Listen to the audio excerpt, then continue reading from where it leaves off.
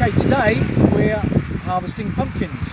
It is middle of September and I just thought I would show you how the crop's progressed since our last little video. So as you can see, just as a quick recap, we've still got some flowers here. This is a female flower.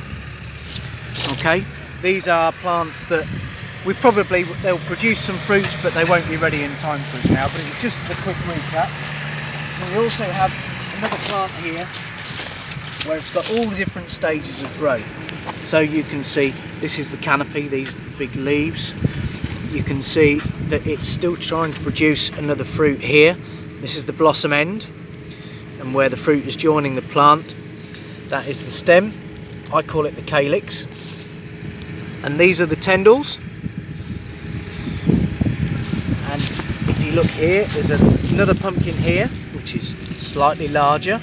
It still won't be ready in time for us to harvest, but what is ready to harvest, and it's already been snipped off, is this young man here. As you can see, this was where the flower would have been, here, and it's all nice and dry. These are the ribs, and this is the stem. As I say, I call it the calyx. Now when we snip these off, if you remember, we snipped them off just about a thumb's width away, and now that's gone all nice and hard and it's nice and dry, which means no infections can get in there at all, and it means that this pumpkin is ready for you to start carving. Just one other little thing I thought I'd tell you about is how the pumpkin matures. So if you come down here, you'll see that pumpkins, when they get up to the right sort of size, they're all green, and when they start maturing, to go orange, and this process this stage we call netting. When you move over to here, this is another pumpkin which is a little bit further on. You can see the green is getting less and the orange is getting more.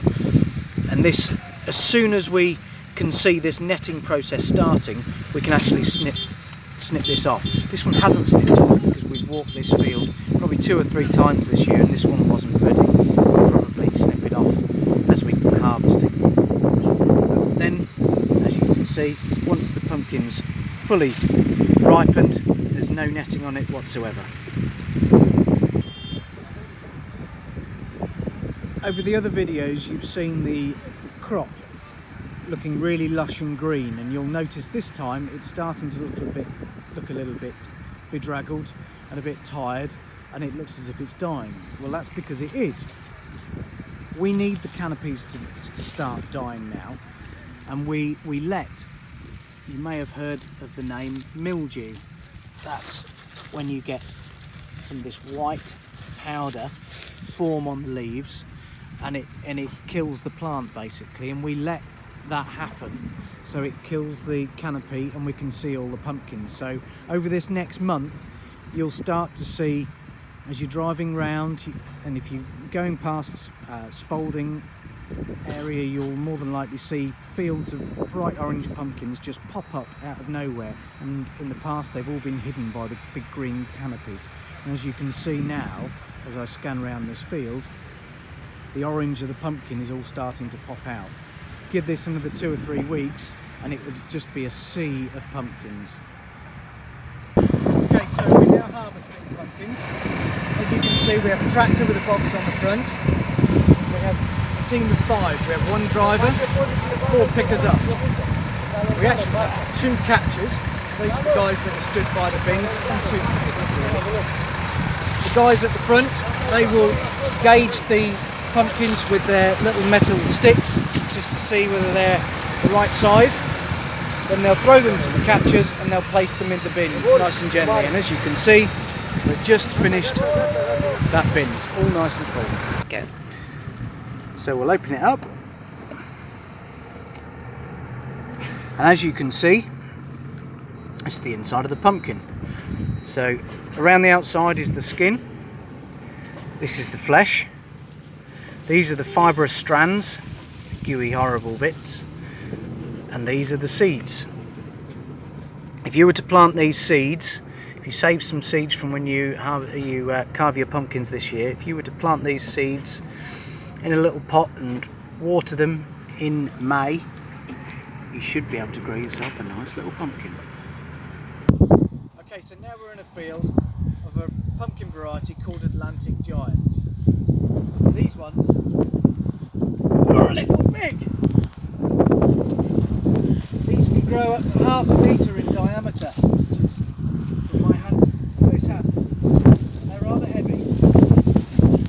These are the ones that lots of smaller growers grow for the biggest giant veg competition. This is a sort of an average sized one. We've grown them in previous years to be this big, and they're really heavy. And we'll start snipping these next week. So now I've brought you to our trial field, which there's all sorts of different pumpkins in here. This is the Atlantic Giant that we had, that I've just shown you in that other field, and just to give you an idea of size, this is a bicycle. This is a fully grown man's bicycle. It's not really, it's just my son's. But as you can see, really, really big. This variety here is called Wicked. As you can see, this is the stem, these are the ribs, and you've still got your flower end at the bottom. You have that on every single pumpkin, but you'll notice that this pumpkin is a slightly different colour to this one here. This one here is called a Harvest Moon. This is the variety that we grow most of all in the UK. This white one here is a new variety called Lumina, and that is grown for a ghost. We call that ghost. We sell that as a ghost pumpkin. This one here your mum will like. This one is a variety called Samson, and it's really, really tasty. It's grown for cooking, which is all great. Now I've shown you, pulled this pumpkin up as well. This is another Atlantic Giant, but this is, I'm going to show you what happens when pumpkins can go wrong. So this one's been damaged, and as you can see, it started to bleed. And if I was to push in here, you can see it's starting to go rotten. So if you give that a couple of weeks, that will just be a ball of water, and it will be no good to anybody.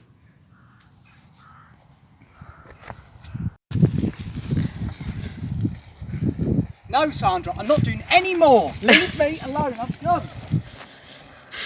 As Ben goes off to the distance.